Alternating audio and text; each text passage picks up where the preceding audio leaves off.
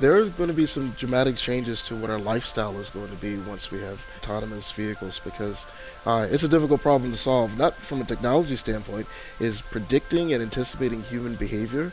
That's what humankind has been trying to do since the beginning of humankind, right? Yeah. So now that's the hard problem. And when you go to a busy intersection in Bangalore, a busy intersection in Lima, Peru, or in Paris, and you're going through all the roundabouts, it's hard to predict what a bicyclist is going to do, what a pedestrian is going to do, let alone another driver. From inside the MotoMan Studio, these are extraordinary stories of ordinary folks and how they became the people shaping the car world, the tech world, and our future. So I'm willing to bet somewhere in your past you had that friend. The proverbial band geek. You probably also had the friend that was on the football team. But what if that person were one and the same? And on top of all that, they were incredibly smart and studied all the time. Well, today we're going to check in and find out where that person ended up. His name is Jason Johnson, and after he got done with the band and football, he went to a really good school, then joined the team at Ford that built something huge that not only transformed Ford, but the rest of the car industry. Now he's at Samsung. Doesn't sound like a car company, now does it? But there, he's designing how you and I will interact with our cars in the future. So Jason. Yes. It's been a long time since we've seen each other. Yeah, I was a young man. whippersnapper. Yeah. You just had a big birthday. Happy birthday. Thank you. Yeah, Thank you're an you. old man now. I'm an old man. You have how many kids now? 3 boys. Three boys. Yeah, and a lot I of had broken one electronics. son, but a lot of broken electronics along the way. Okay. Phones, televisions. Yeah. Okay. But you work at a sort of electronic company. Yeah, this is a consumer electronics company. Okay. And Harman. Harman. Which is owned by who? Samsung. Which we will get to. Yes. But that's not where we're going to start. We need to start way back in Dallas, Texas. Yeah. Yeah. So where does Jason come from? I grew up in Grand Prairie, Texas, Yeah. a suburb of Dallas. Played sports. You know, of course, here in Texas, you play football, right? Played. Is that what you? I thought you like everybody's like a rodeo clown or they're in a rodeo. No, or something like that. no. I was into Legos, Mhm. Star Trek.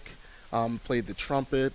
I was captain of the football team, and then all the honors. Hold on a so minute. try to be well-rounded. How does the captain of the football team also watch Star Trek and play with Legos?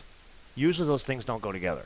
But they came together when it comes to me. Okay, you are an unusual trumpet too. I'm impressed. You still play the trumpet? No, it's sitting on the shelf collecting dust. Okay. It's for decoration. Yeah. An incentive for the kids. Yeah. So, your parents. Yeah. Tell me a little bit about your parents. My mother and father were the first in their families to go to college. So my father studied business at Bethune-Cookman College in Florida. My mother studied nursing at Florida A&M University.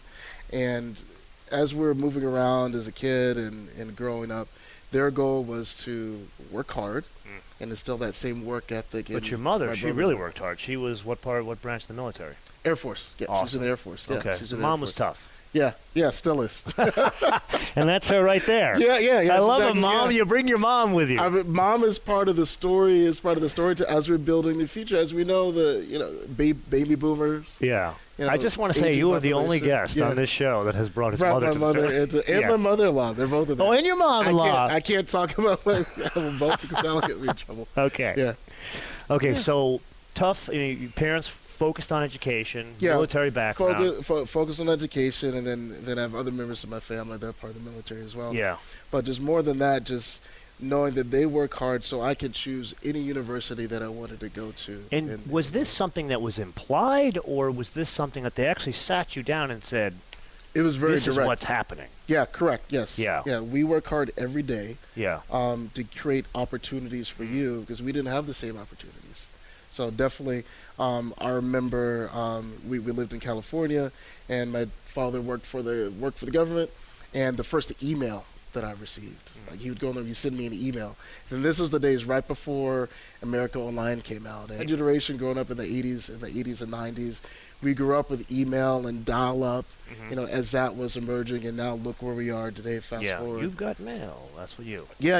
You got mail, and then the. So were there actions in the house? Like, was there my nephews? I got a 5-year-old and I got a 9-year-old nephew. Yeah. And they have very strict limitations on screen time, which I've seen has a huge impact on that they are good citizens. They can actually talk to adults. Yeah.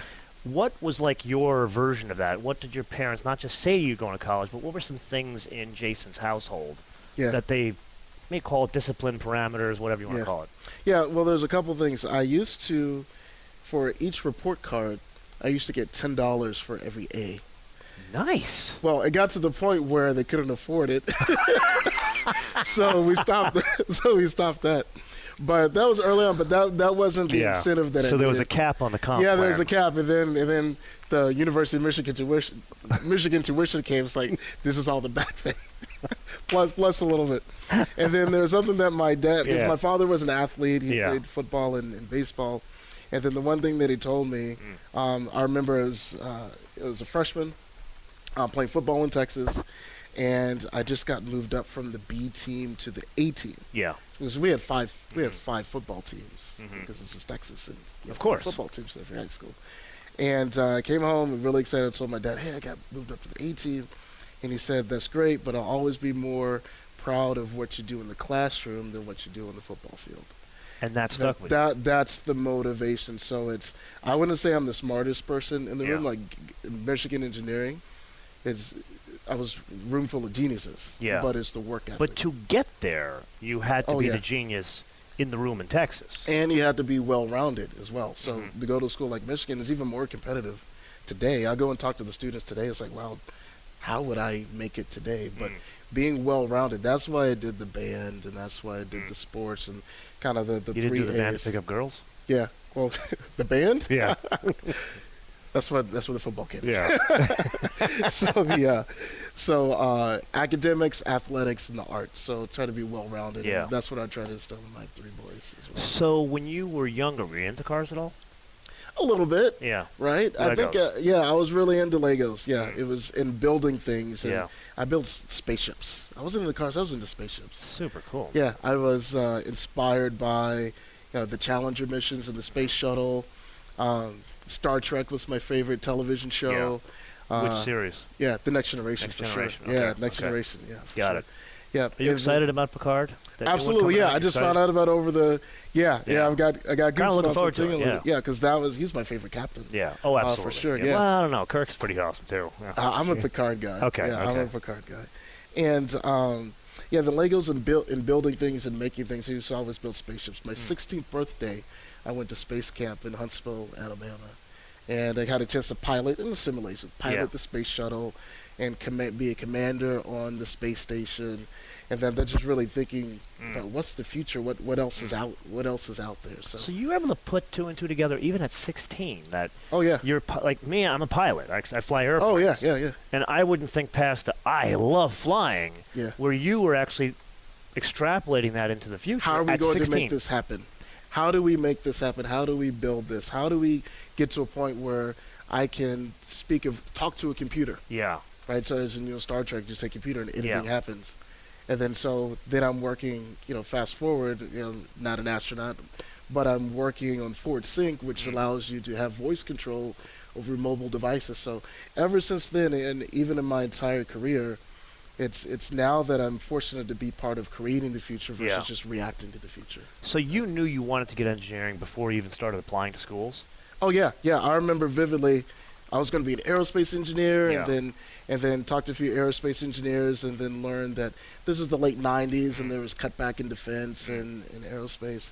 But I knew that if I did electrical engineers work in every product everywhere. Personal background, my dad was an electrical engineer from University of Wisconsin. Oh yeah. And worked for Grumman for many years and did design the radar for all the Apollo missions. Oh wow, amazing. So I agree with you on this concept. Yeah, and Apollo 11 just just at the 50th we did a formation flight over the Reagan Library. They had all the remaining astronauts. That was pretty cool.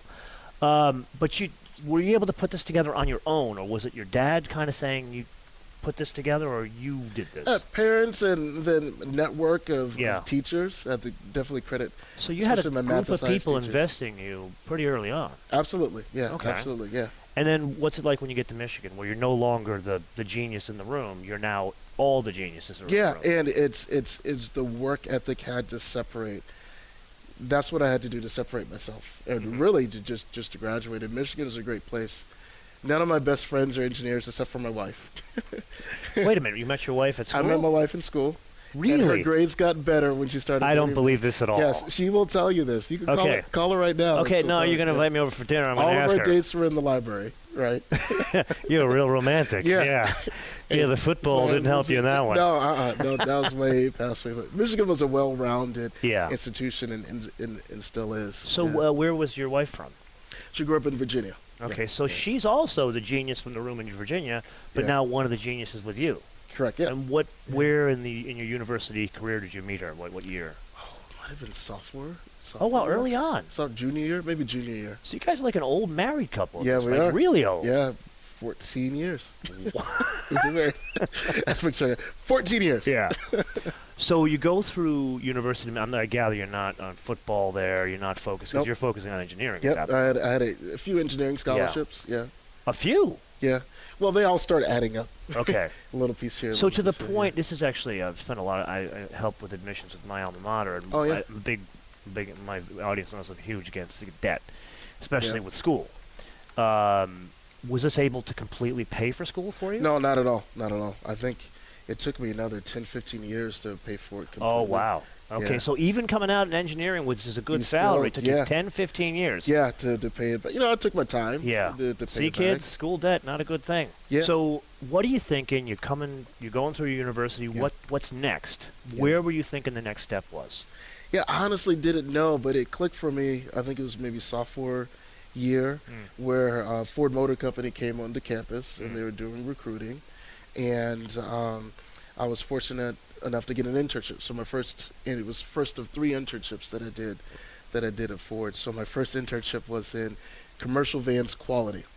Okay. Yeah, so it seems like quality, sexy commercial Mustang. vans. But on that team, there's a group of engineers from Turkey. So my first work experience was a global. Because they build the Connect in Turkey. In Turkey, yes, correct. Sir. Yeah, this was the first year. Yeah. Secular. Yeah, exactly. Learn a little Turkish. So, going into the workforce as an intern out of college, these are some of the things that you don't learn in school. That hey, you're designing circuits. You're going to be working with a global and international team to develop a product. Did they ship you over to Turkey as part of the internship? No, it's too short. So I stayed. Great place. They kept me in Dearborn. Yeah. I've been since later. Great place. Yeah. Istanbul is still one of my favorite. Great cities. city and Turkish Airlines, fantastic airline. Yes, really, they really love kids there too. Yeah. So you were lucky enough to work for Ford. So 3 summers. 3 summers, and then they hired me full time. And what was the first job? The first job when I graduated was the Lincoln Town Car. 2003 Town Car had a navigation system. And I was part of the electrical systems engineering team, and we were launching it out at Wixom. That's where they build them. Yeah, so that's when I started getting interested in navigation, infotainment. It had maybe 5 voice commands that barely worked, but for the demographic that was driving a Lincoln Town Car. What specifically did you do on that project? Yeah, so all of the activities for the vehicle launch for the electrical and electrical distribution system. So a lot of testing. So you're the QA guy. Yeah, a lot of testing and liaison to the manufacturing plant. So I got to believe at this point, your parents, this is pretty amazing. Their 21, 22-year-old son that was building Legos, 7 years ago, is now taking over the dashboard of a pretty storied brand. Yeah. And in 2003, I don't think we even knew at Ford, the shift that was going to happen towards infotainment connectivity. Back then, it was just a GPS system. Yeah. Just a GPS nav radio, right? But over time, once we realized that, once we were working on Ford Sync, and Ford Sync launched in 2007.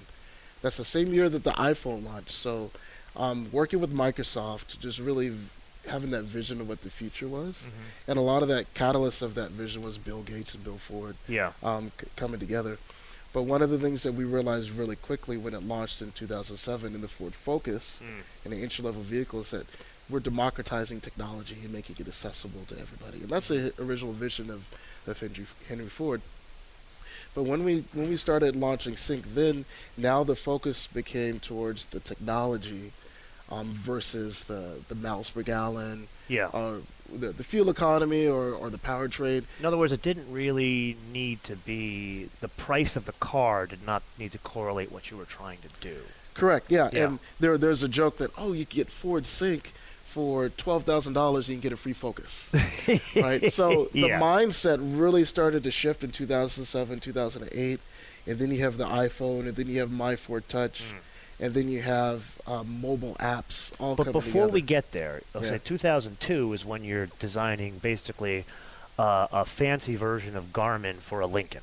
Correct, yes, yeah. But what happens in the 5 years? You go from the kid, the QA tester, to working with arguably one of the smartest guys at Ford, Jim Buskowski. Jim Buskowski, and, and his team. I mean, like, you're smart, but this guy, he collects degrees like other people collect stamps. Yeah, there's several at Ford that are pretty influential in my career. Jim Buskowski, Nick Colella, Chuck Broadwater, Gary Jablonski, and now Tim Nixon, Don Butler, and Don Butler. And then I remember Tim Nixon. I worked in Tim's department, and I wrote this specification. It's called the Display Attributes Engineering Specification. We were integrating satellite radio for the first time, and this was, how do you get... When was this that you were doing? This was maybe 2004. So one of the projects on the journey. Leading up to, So go from the town car, then the infotainment systems team is a brand new team. So now we're thinking about infotainment systems as a new term. And they said, we want this guy, Jason, as part of this team. I don't know if they wanted me or if I forced my way in. Maybe a little bit of both. Maybe a little bit of both. When I was an intern, wanted to talk a little bit. When I was a summer intern, I worked on the hydrogen fuel cell team. Oh, cool. And for fuel cells, you have to have a communication protocol between the hydrogen vehicle and the fueling station. And I remember doing this presentation.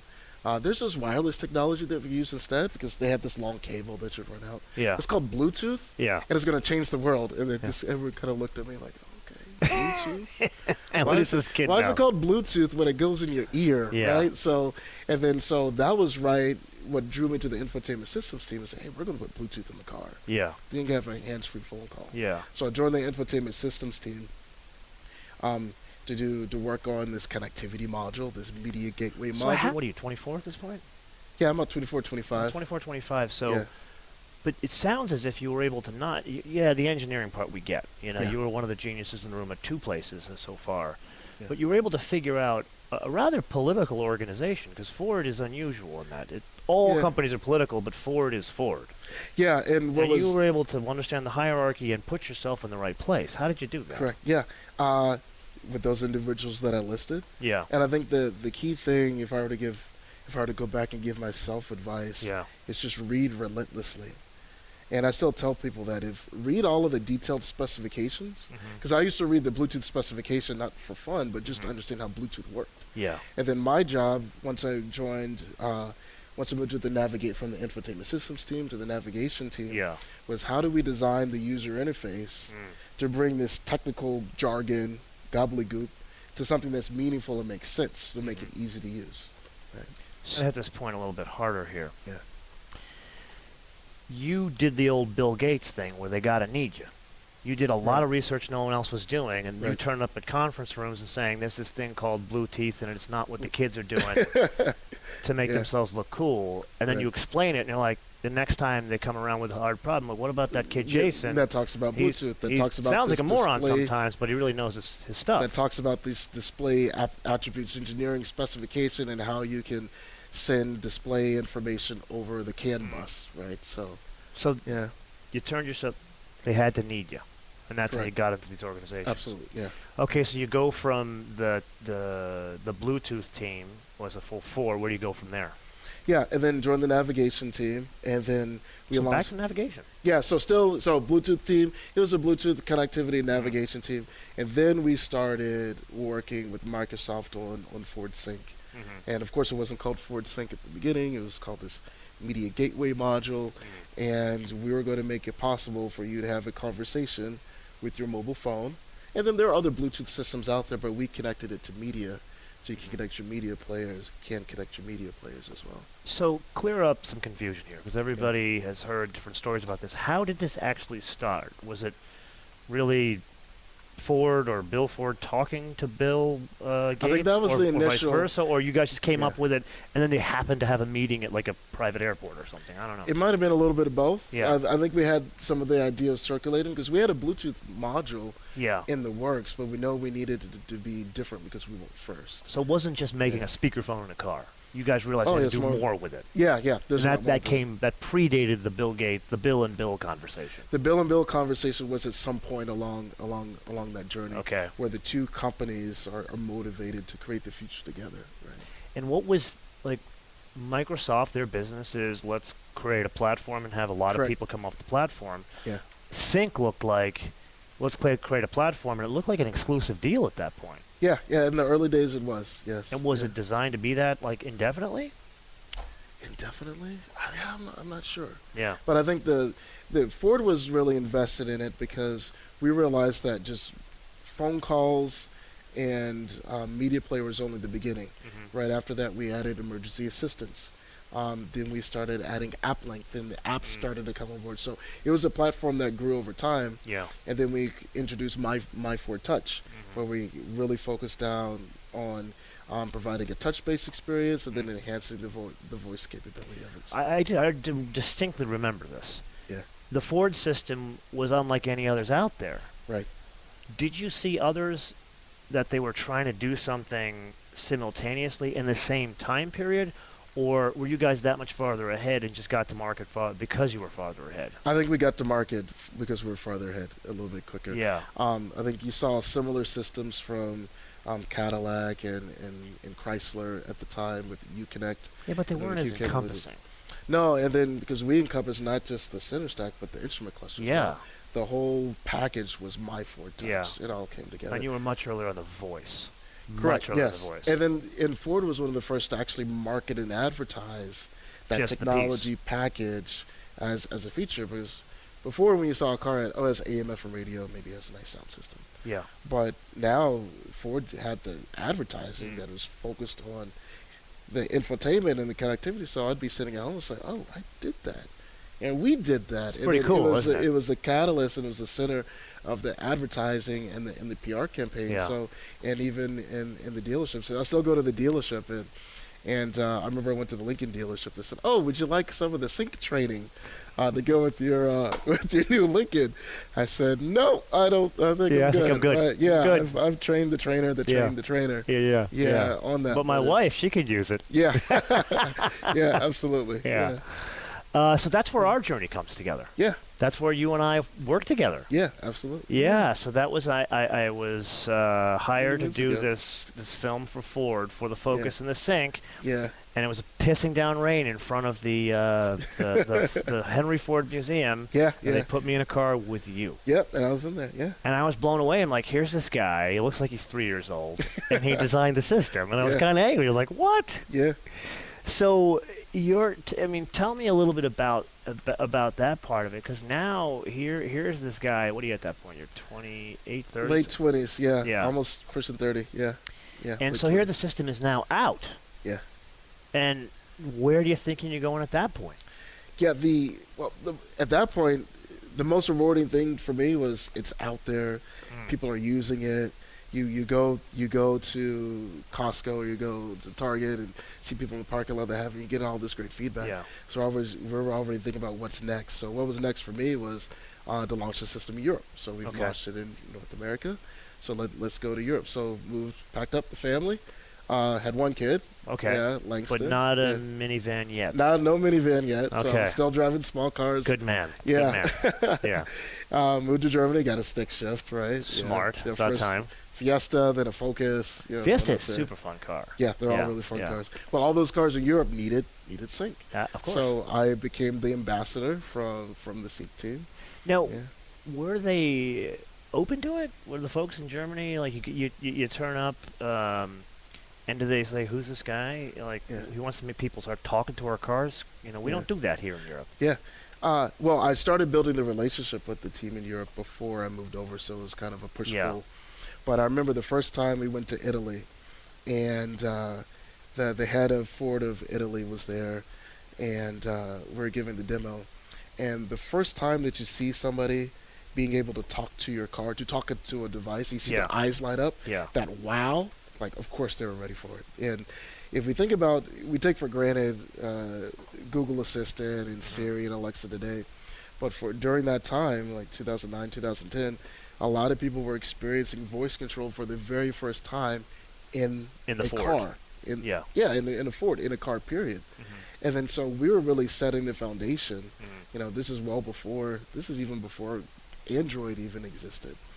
But we're facilitating this technology, really pushing forward.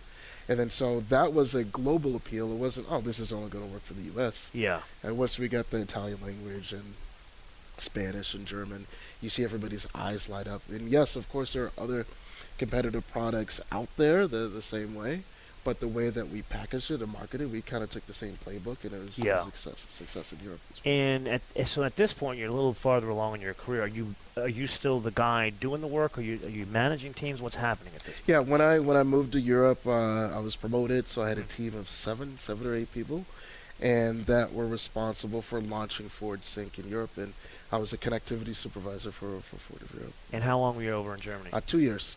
Okay. Did you like it?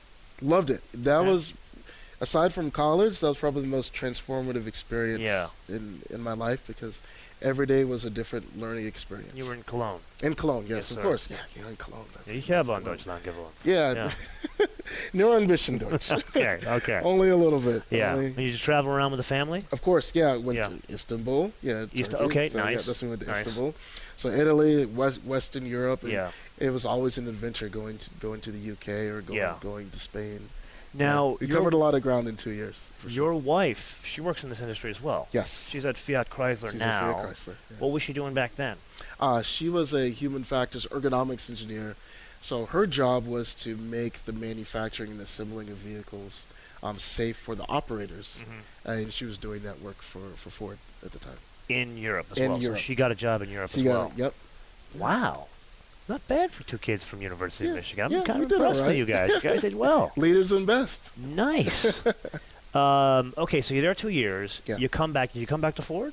Yeah, I came back to Ford. Yeah. Yep, and then that's when we were starting to work on Sync 3. Okay. It was the beginning of the Sync 3 design process. And I really liked what we were doing with Sync 3. We hired a new design leader. His name is Parrish Hanna. He's Okay. still a mentor today. Yeah.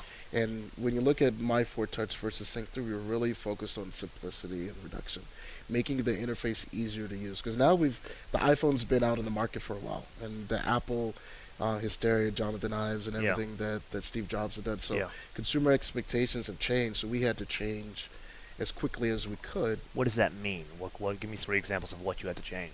We took reduced a lot of the clutter, made the font sizes a lot larger, and we increased the responsiveness of the Huge. system. Yeah. So 3 big Processing time's things, huge. which we could get away with in the industry before there was an iPhone, Yeah. because now the bar went from here and went to here. And doing those 3 things, that's what we really accomplished with Sync 3, and it's still in the field today. Instead of a word from our sponsors, a brief interruption. As you can imagine, all of us here are incredibly excited about the return of Inside the MotoMan Studio, so much so we'd like to bring you more guests more frequently, and in the future make some of these live town hall events. So to that end, we'd like to ask you a favor. Can you help us get the word out? There are 2 really easy ways to do this. First and foremost, can you share the show Inside the MotoMan Studio on your favorite social platforms? That includes Reddit. I would argue Reddit is even more important than the usual suspects. And then second, this is now a podcast. So go to your favorite podcast directory and subscribe, rate, and review Inside the MotoMan Studio. However you choose to help us, we'd be greatly appreciative. And now, back to this incredible story. I'd spent 12 years at Ford and Yeah. 3 internships, and decided it was time to do something different, to expand it and grow. And I went to General Motors OnStar for a short stint working on mobile apps. So I was a technical program manager, Yeah. really wanted to hone some management and leadership skills. And that job was tough because as a program manager, anybody that's a program manager knows that you have a lot of responsibility but no direct reports. And also learned a lot about the IT back end and what does it take to build a mobile app. And OnStar has been doing it for 20 years Yeah. or so. So really wanted to understand that part of the industry. And then I got the call from Harman that, hey, Harman is growing. We're expanding here in North America. We really need to create a user experience design team. And the general manager at the time, his name is Chris Thibodeau, said, used to work with him at Ford. It's all about people that I've worked with. And user experience is becoming more important in the car. And then from the supplier side, we want to embrace that in-house because we want to help elevate the brand experiences of our OEMs. So that's for about four years ago, I joined Harman, and user experience has been continuing to elevate in the company to the point where we created our in-house design agency called Human. So let's pause there because we can't drive past this. You said a lot. Yeah. You said a lot here. So here's a kid that liked Legos. Yep. Kind of a band geek. Yeah. And an engineer. Right. You were an electrical engineer. Correct. Yeah. But over 12 years at Ford, you kind of became a designer. Absolutely. Yeah. Yeah. And design, and it's the art and the science. So that technical background really helps, because remember I told you used to read all those specifications and how do you take a meaning out of it. So in order to do that, you really have to focus on the user. So user experience design is really about storytelling. What is the story that we're telling? What's the story that you're going to tell when you go and drive your favorite car? Right, you're going to tell a story about that experience. So we try to use storytelling to tell a folding top and a manual transmission. Yeah, exactly. Yeah. That's the story. Yeah, that's the story. Yeah. But how does that transmission feel? How does it make you feel? Yeah. Do you feel excited? What's that exhilaration? So, and then working with the really talented team of interaction designers, visual designers, and industrial designers. But like, it really takes you say storytelling. How does that translate? What is like the rubber meets the road? How does that translate into UX design? Yeah. So if you think about a screen and an interface, there's the logic and flow and behavior, how things work. But the storytelling helps you understand the why. Why do I need Bluetooth in the car? Why do I need Wi-Fi in the car? And then in all of the work that we've done here at Harman, if you see any of our properties at CES, they all start with a story. Because if we just start with the technical piece of things, you get something, oh yeah, that's great for engineers. Yeah. But storytelling is something that everybody knows how to tell stories from when we're little, when we're a child. So it's that cohesive tissue that brings everybody together. If you're from marketing, if you're in engineering, no matter how deep your technical background is. So when the engineers go to design and do the work, they understand the why and realize that, oh, we're designing this for a person. So if I'm reading the tea leaves correctly, that is why a certain button or a certain toggle switch or a certain character is in that place. In that place, correct. There's a purpose for having a button, a toggle switch, a character, a font in that place. It also relates back to the brand, right? So every design decision is based upon what does the brand represent? Back to that mission statement. Yeah, it's back to the mission statement. What is the brand? Who are we designing for? Yes, and then what's the story that we're telling? So let's not drive past this because you said a lot here. Let's talk about the brand. Yeah. If I were to tell anybody, not car-wise, I work for Harman, or I work for Harman Kardon, as it once was called. Oh, so you're designing speakers. Yeah. Oh, no, we're much more than that. But that's my point. Yeah. So they're calling you. Here's a guy that basically invented sync. Yeah. To the point where you're the poster boy they put me with. Yeah. And now you're working for a company that's really known as speakers. What is it you're doing? What is it you guys do now? Yeah.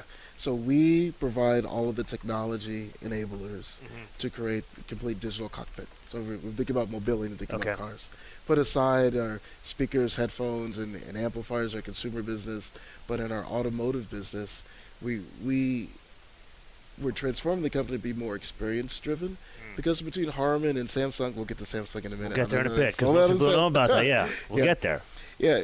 All the technology in the world doesn't really matter, and it's the design and the execution of the experience that's created. So from a digital cockpit, we're the leading supplier of in-vehicle infotainment head units, and then we're extending to instrument clusters as well. And how long have you guys been doing that? Like, when you say leading supplier, how long have you been the leading supplier? Oh, Harman invented the AM FM radio, when the early ones to introduce the cassette tape player.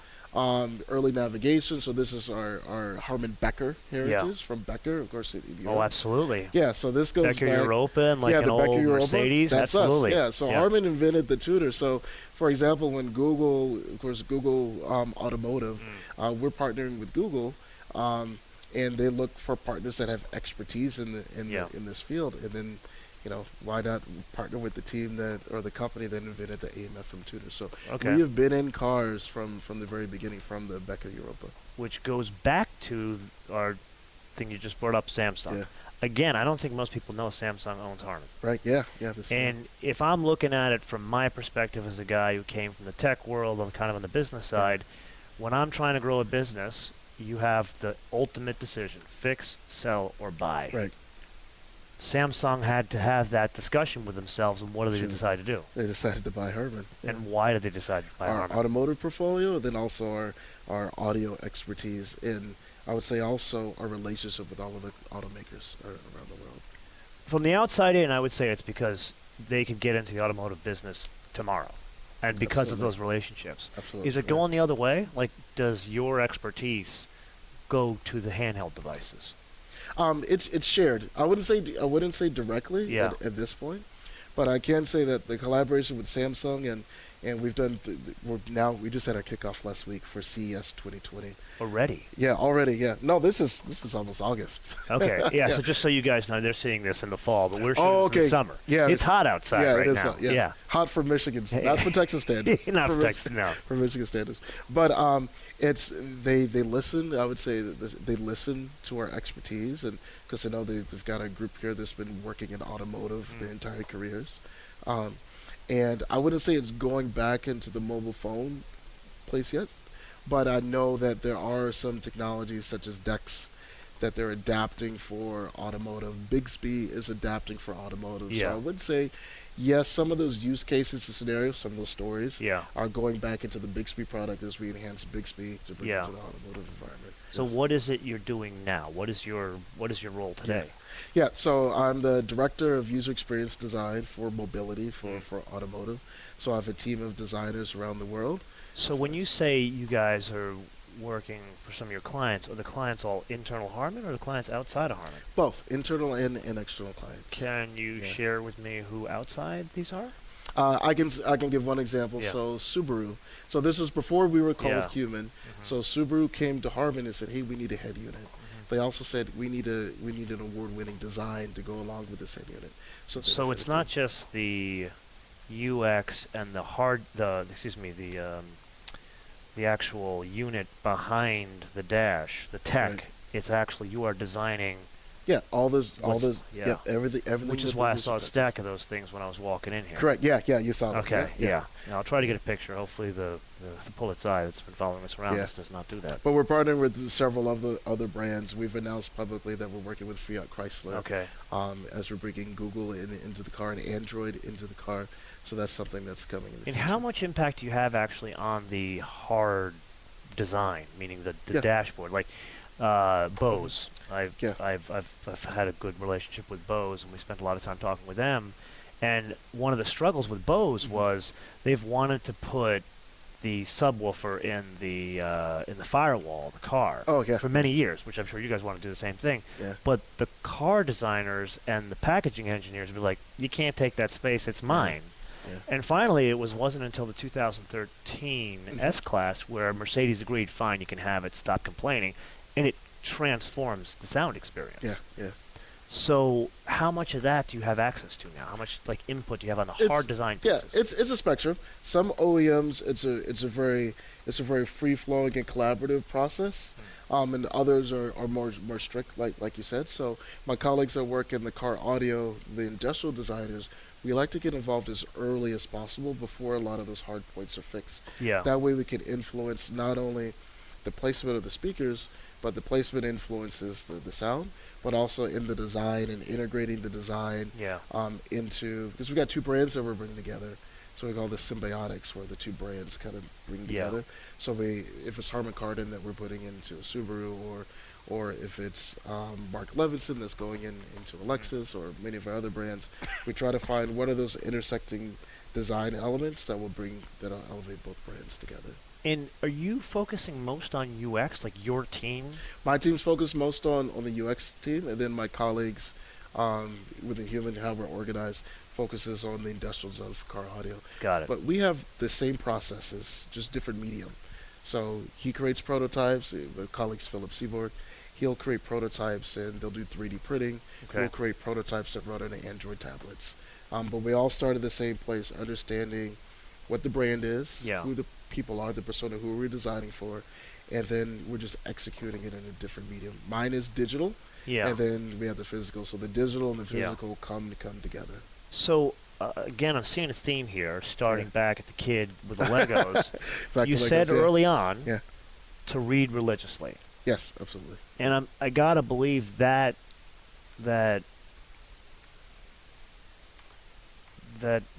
process that you have Yeah. put into your life, Yeah. that is what is been continual all the way through here, and Yeah. I'm assuming that's what's helping you drive your mission statements even in the smaller projects. Correct, absolutely, yeah. And my wife would laugh at me when you said read religiously because I read nonfiction. Yeah, I'm a nonfiction guy as well. Yeah, so yeah, I just read nonfiction. It's funny, my son is like that too. I just read The Driver in the Driverless Car, but it's really discussing the future the future is what we make it. Mhm. It can be like Star Trek, Mhm. or it could be like Mad Max. That is a Right, yeah. great, and I'm going to steal Yeah. that analogy. Mad Max Yeah, or Star Trek. I'm going to quote you the book so you can quote it. You realize I have a book Yeah. club. I actually Yeah. seriously Okay, on I'm Instagram gonna- I have the MotoMan TV I'm book going to club. give you the I will book so read I can your give book, the right. and if right. it's good, I'll put it on the MotoMan TV book Yeah, club. it is excellent. It's The Driver in the Driverless Car. So talking about driverless cars is just one aspect of it, but it's really discussing everything that's happening in biotech. Yeah. It's everything that's happening, and privacy is a big concern. And we're really at this inflection point now where we can make these policy decisions Yeah. that really impact which way we're going to end up. So Okay, so I think the audience understands your history. I think they Yeah. understand the journey you've had here and Yeah. where you are now. Let's talk more abstract. Yeah. Where do you see UX Mhm. going? yeah, I think when we think about autonomous vehicles, it's really easy to think about level 5 autonomous vehicles, and we completely trust the cars, and they Yeah. drive us everywhere, and we have Skynet. nothing to worry about. But it's going to take a long while to get there. Long So time. before we get there, it's this level 3, level 4, where the human is still engaged. That's the most interesting problem to me because no one's really talking about what happens before we get there. Before we take the steering wheel away, we have to build that trust over time. So if I think about my mother and my mother-in-law, right? Right there. Yeah, Yeah, they there are. we go. And they both drive very differently, and they have different driving styles. So I won't say which has which driving style because that'll get me in trouble. So Okay. just like you and I have different driving styles. Actually, I didn't ask you. What does your mom drive? Yeah, she drives a Ford Fusion. She has a nicer With car Sync than One. you do. She drives an older drive a Ford minivan. Fusion. It's a Pacifica. It's very nice. No, it is It's not. a It's people still mover. I like how people It's start a to make the people mover. Pacific into something fancy. You It's can a tell that people to mover. Ralph. You can ask. I you will. have to debate with Ralph on what Oh, I he have said. it with all the time. Just had it last night with him. Yeah, okay. So Yeah. So Yeah. they have two different driving styles. So if they get into an autonomous car, how do they expect the car to drive? They expect it to drive like you, yeah. or like me, like themselves, because that's the ultimate level of trust. But in order to do that, the car and the driver have to have this symbiotic relationship. Yeah. So think about a horse and a rider, Mhm. right? A horse is intelligent, and a human has intelligence, and they grow over time, and they learn from each other, and they grow this level of trust. So at some point, you can just let go of the reins, and the horse can Yeah. ride on its own. That's what we have to get to in autonomous vehicles. And now we have the technology for occupant monitoring to learn what your mood is, what your state of being is, and then we can learn what your driving behavior is over time. So now when you start to let go, the car starts to learn from you, and you learn from the car. You learn the capabilities. But and the how much changes? Like, you look inside of a Tesla Model 3. Mhm. I am not a fan Yeah. because it's a 4,000 pound vehicle. Yeah. That is 100% haptic feedback with one screen. That is. Yeah. A train wreck waiting to happen. Yeah. And that's why you see so many of them in the body shop. Yeah. But you look in, like, a great example to me is like I an think the airplane. Tesla's on. Here's Yeah, on the you got road. something like up there. Yeah, we're talking about it here. Yeah. You look at like my airplane. I got toggle switches. Yeah. And it's 100% safe because I got to be paying attention. As you do this transition from 2 to 5, level 2 to level 5, how much of the UX starts going away? Yeah, a lot of it starts to go away, but I wouldn't say in the same way that Tesla does.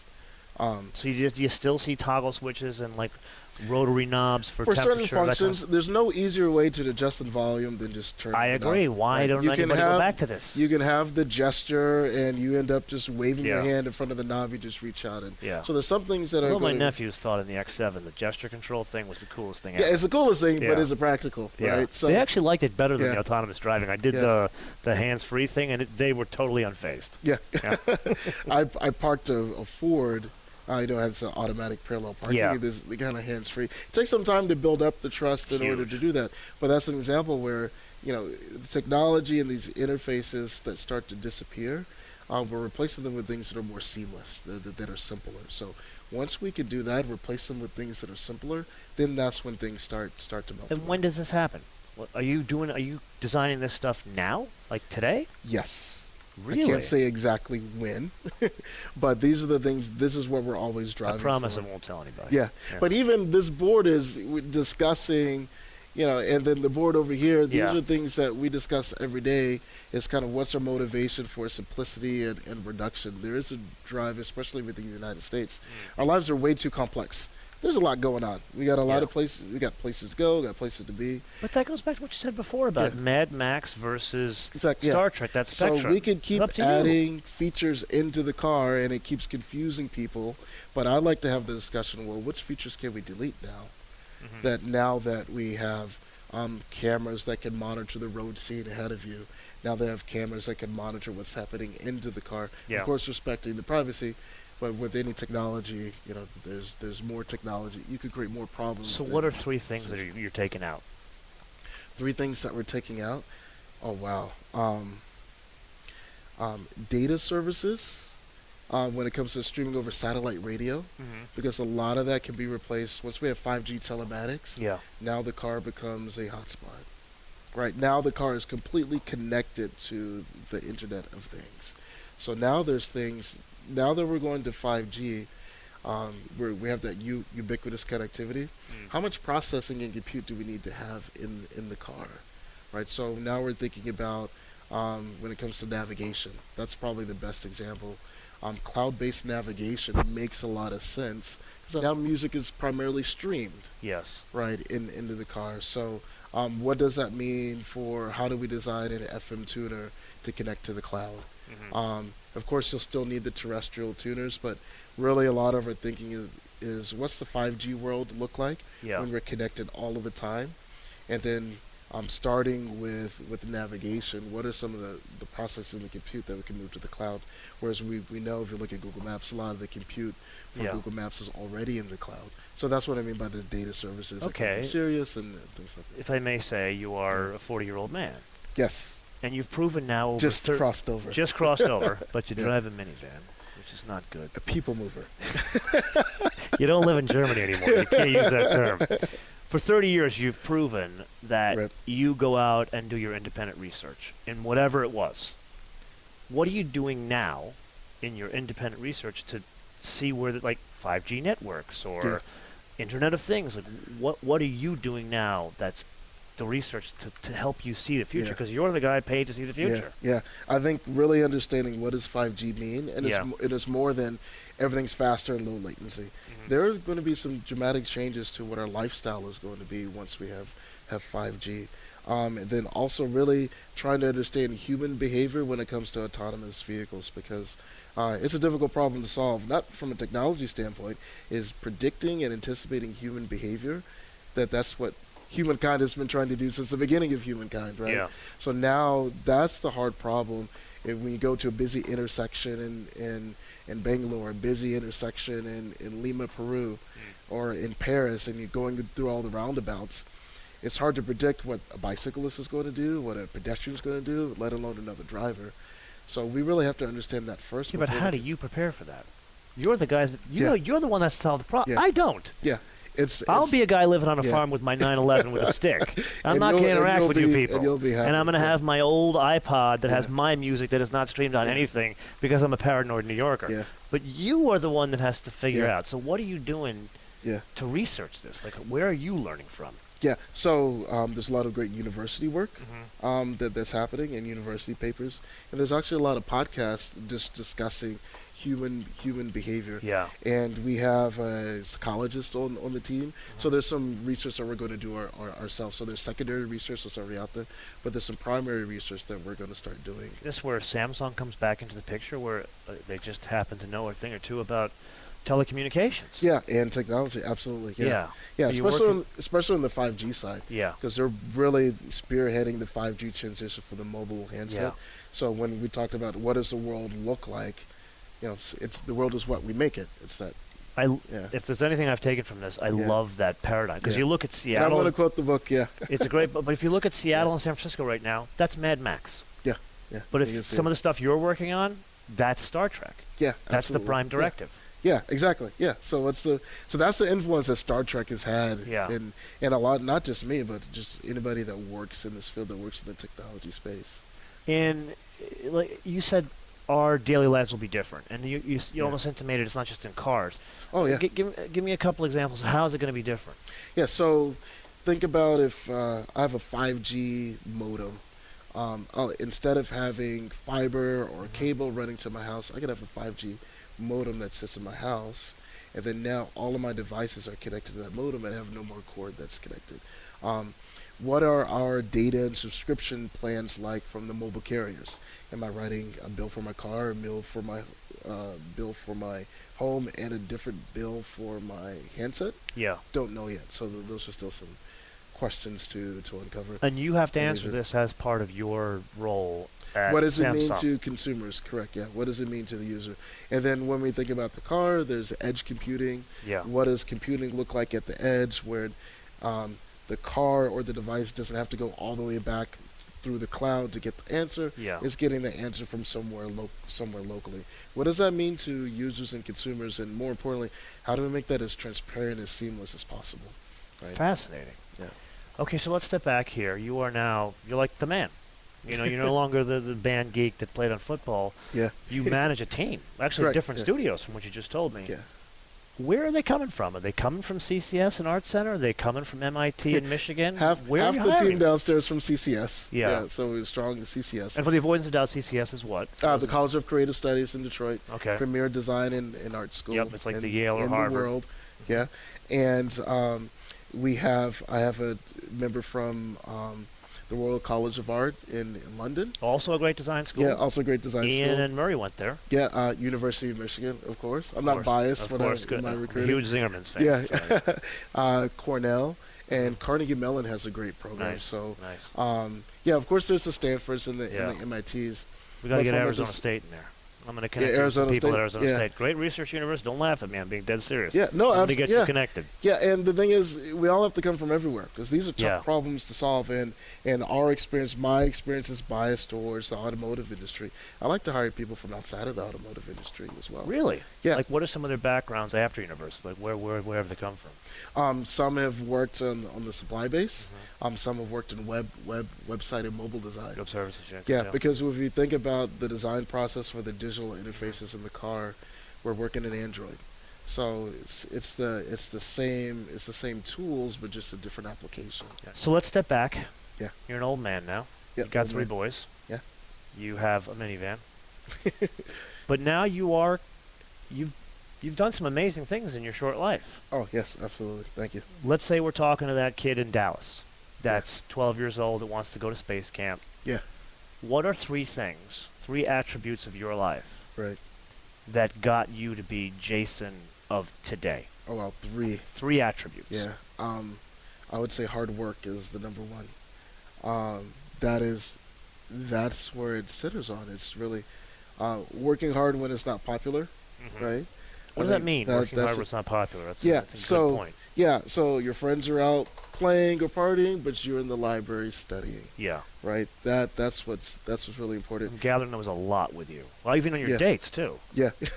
And And I think the focus on, I think within, just in general, if I look at young people, it's one thing to play the video game, but it's another thing to know how the video game is designed and made, and then strive to be the one that's the maker, not just. So this is beyond hard work. Yeah, beyond hard work. It's a second attribute. Yeah, it's that passion to make things and understand. So to understand how things work rather than just be a consumer. There you go. Yeah, absolutely. That's a good one. That's a really good one. Yeah, and then the last thing is just passion for everything that you do. You have to be passionate about what you're doing. Work is much more than a job. Yeah. You really have to have passion for what you're doing and passion to create the future. Yeah. Or whatever you're doing. So, and there's kind of, when I tell, once in professional, I tell 3 people, there's 3 things. You have to have passion for what you're doing. Mm-hmm. You have to have the knowledge. Mm-hmm. Like, passion is obvious. You like what you're doing. You love what you're doing. You have the knowledge. If you don't have the knowledge, you go back to school or you hire somebody that does have the knowledge, right? Got it. To a certain point. And then I think the next thing, besides the passion and the knowledge, is, do you have the drive and the determination? What does that look like? And am I adding value to the organization? And I think the value is a key thing. Am I benefiting the company that I'm working for? And am I benefiting myself? Yeah. Okay. And how much of a role does your Air Force mother, your father who worked for the military, your wife who probably is smarter than you? She's definitely smarter than me. Yeah. But after we started dating, her grades went up. Okay. Right, but after that, she left me. I'm going to have both of you come on the show next time, and we're going to go through your report cards at Michigan. I got a connection You could probably there. do that, yeah. So how much does that have a bearing on Yeah. you being Jason, from the 12-year-old playing Legos to the 40-year-old running design at Harman Samsung? It's really the hard work is what. And then what my dad told me, I'll be more proud of what you do in the classroom than on the football field. So the athletics is important, right? Leadership and teamwork and determination and that drive. But more importantly, I was able to translate that to the classroom. So and that's the biggest. That was more of a lesson than anything. It was another research, a different type of reading, shall we say. Mm-hmm. Yeah, absolutely. Fantastic. Yeah. Jason? Good. This has been wonderful. Thank you. No, thank you so much. I've really enjoyed it. I have a great video to empower I'm glad that you children and I have kept together. Others. And what was it? It's been 9 years since it's been 9 years. Yeah. It's not going to be 9 years for the next time. No, actually, because we're going to keep updating everything we're doing. New I want to keep you coming back on the show. I want to see some. Where was the girl I met with you? You had this wonderful designer, and she had a design background, not an engineering background. Oh, here? Yeah, she was at that tech day that I was at with you. Oh, I'll have to find out. This was what these guys don't know is we did this thing where you had all these cool cars and you redesigned like this is one of them. This we did with the Mini. You reimagined the Mini, but it was the original Mini design. Yeah. But as reinterpreted by Jason and the team. Yeah. And she worked on another one of the cars. Yeah. I'll get her on too. Yeah. And I want to follow because you're all grown up now. You don't need me anymore. Yeah.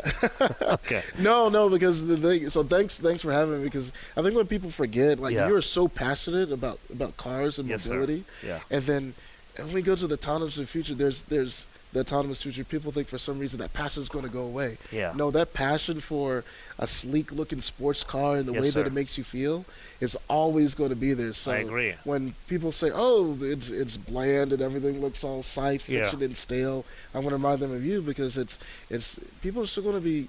People want to get dressed up. Okay, I'll tell you what. I'm going to make you an offer. Okay. I'm dead serious about this offer. Yeah. I invite you and your entire design team to my studios, which are 2 airplane hangars. Okay. Yeah. And I'm going to show you real UX design. Oh, okay. Yeah, let's go for it. When it's mission critical. If the UX design is wrong, you die. Would love to do that. Yeah. And we will take you up. I'm dead serious. Let's do it. Yeah. That's our offer. All right. Thanks very much. Appreciate it. Yeah. Many thanks for joining us throughout the entirety of this episode. And don't forget, subscribe, rate, and review Inside the MotoMan Studio on your favorite podcast directory. And while you're sharing, how about on your socials as well as on Reddit?